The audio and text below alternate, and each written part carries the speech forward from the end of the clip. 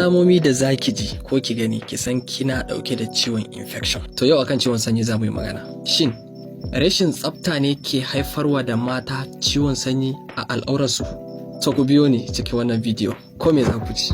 Cutukan sanyi fiye da miliyan 1 ake kamuwa da su kullum a duniya, kuma mafi yawa larurori ne da ba sa nuna wata alama. A shekarun baya idan ana maganar ciwon sanyi, ana batu ne akan ciwukan da ake ɗauka sakamakon alaƙar auratayya ko jima'i, amma yanzu kusan duk wani ciwo da ke taɓa matancin mace ana kiransa da suna ciwon sanyi.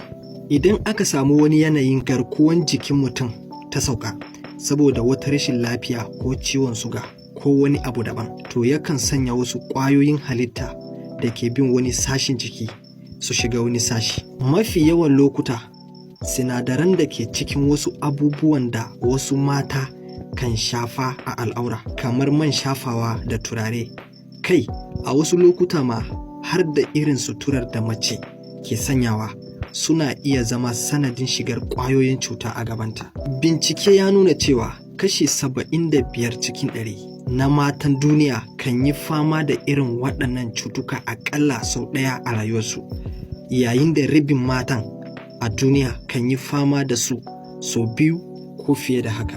Cikin nau'o'in waɗannan cutuka da aka fi fama da su akwai ciwon sanyi na chlamydia da gonorrhea da syphilis da kuma PID. So waɗannan su ne waɗanda aka fi fama da su. Cutukan sukan kasance ne idan an samu akasi, wato ƙwayoyin cuta da ke bin hanyar bayan gida suka dawo suka shiga gaban mace. Mace za ta iya shiga damuwa ko ta rika jin ruwa yana fita daga matancinta, wato gabanta, ko kuma wani lokaci ta samu tsaiko wajen samun juna biyu muddin ta samu wannan cutar.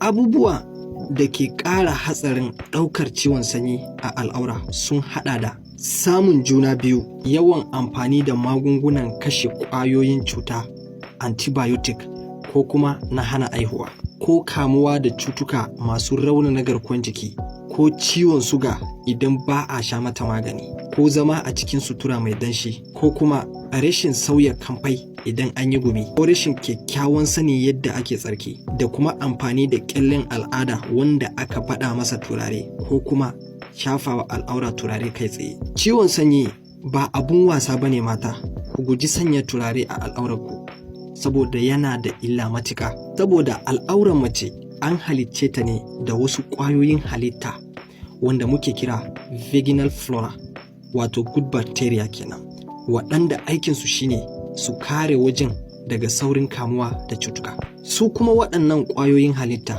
ba a so a dinga sa musu wani sinadari mai ƙarfi, don kuwa zai iya kashe su. Da sun mutu kuma, to al'aura za ta zama ba ta da kariya, nan da nan cuta za ta iya shiga. Haka zalika, ki guji yawan shan magunguna barkatai na antibiotic. Yawan amfani da magunguna kamar su ja da yellow da flagyl na tsawon lokaci na haddasa mutuwar ƙwayoyin halittu masu yaƙi da cutuka a gaban mace.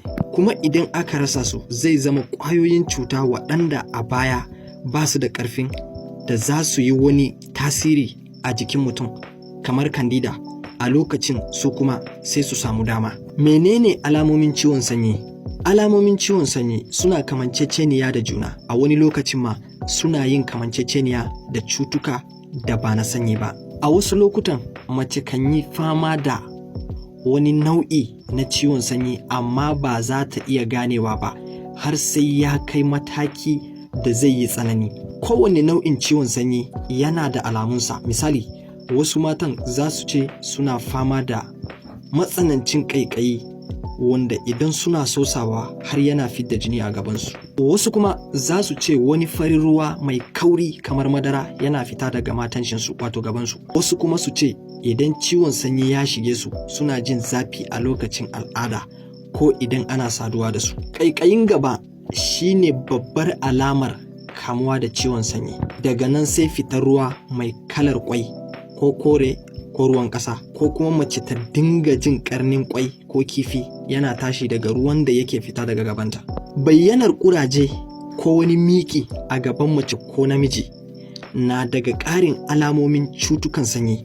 akwai wasu da ke zuwa da yanayin fitsari da zafi ko ya rika fita da raɗaɗi. Wasu ma yakan zo musu da toshewar hanyar mahaifa wanda daga baya za a iya kuma samun matsala wajen ɗaukar ciki. Wani binciken ya ma tabbatar da yadda magungunan da mata suke cusawa a gabansu don ƙarin ni'ima ke saurin canza sinadari na pH wanda ake samu a al'aurar mace. A guji yin tsarki da sabulu, maimakon haka a yi amfani da ruwan ɗumi, kuma a yawaita canza kamfai da audugar mata musamman a lokacin al'ada.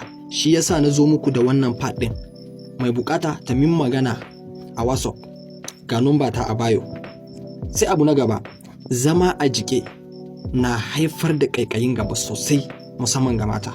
Ba iya nan ba, tabbas yana haifarwa da mata matsaloli daban-daban da zai iya haddasa musu mummunan lahani a al'aurarsu. Matakan da za a bi wajen tsaftace al'aura musamman mata yana da muhimmancin gaske saboda zai kare lafiyarsu. Ku saurara. Na ɗaya, duk abin da kika san zai yi wa jikinki lahani, ki guje shi. Na biyu, a nisanci amfani da magungunan ƙarin ni'ima wajen jima'i. Na uku, sau da yawa idan an zo tsarki, wasu sai sun wanke baya wato dubura ko bayan gida sannan su koma gaba. Hakan ba daidai ba ne. A fara da gaba sannan a koma baya. Na hudu, kamar waɗanda suka samu ƙari a wajen aihuwa ko da ma dai su ba su cika samun irin wannan matsala da yawa ba. Amma duk da haka yana ɗaya daga cikin hanyoyin haddasa cutukan sanyi inda ake samun dubura a dab da matancin mace wato gabanta. Don haka bayan gida yana haurawa ya shiga cikin gaban mace ya haddasa mata cutukan sanyi. Na biyar, a rinka tsarki da ruwa kawai zalla, kar a ringa sa sabulu. Na shida, idan kina son tsane al'aurarki bayan kin yi tsarki, to kada ki yi hakan da toilet paper. Zai fi kyau ki tanadi kyalle mai kyau mai tsafta ki goge, saboda zai iya sawa mace ƙwayoyin cuta. Na bakwai, kada ki dinga cusa magungunan mata ko turare a al'aurarki. Idan ma almiski ne, zai fi kyau ki shafa a ɗan kamfanki kawai. Na takwas, yawan sa ɗan kamfai pant yana da muhimmanci. Kada a dinga zama ba suturta al'aura. Na tara, ki yawaita tsarki da ruwan ɗumi. Shin ana iya ganewa idan ɗa namiji yana da ciwon sanyi? Amma ba a cika samun alamomin ciwon sanyi a jikin namiji kamar yadda cutukan ke saurin nunawa a jikin mace ba. Akan samu jayayya ko rashin fahimta tsakanin ma'aurata a lokacin da aka gano ciwon sanyi.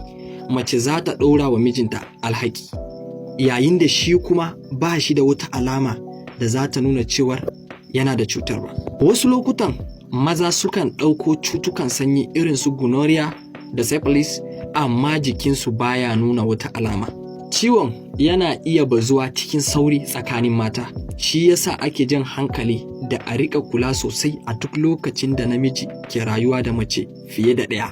Ana son da zaran an samu wata daga cikin mata masu miji ɗaya ta nuna alamun kamuwa da ciwon sanyi, ya zama tilas duk sauran matan su je su ga likita, saboda akwai gwaje-gwaje da ake yi a gano nau'in ciwukan sanyi a al'auran mace kuma a bata magani. Ko kuma ku yi min magana domin samun maganin kai tsaye ko kuma gwajin. Akwai numba ta bio ko a comment section. Har kullum naku mai magana Dr. Suleiman Karaminsu.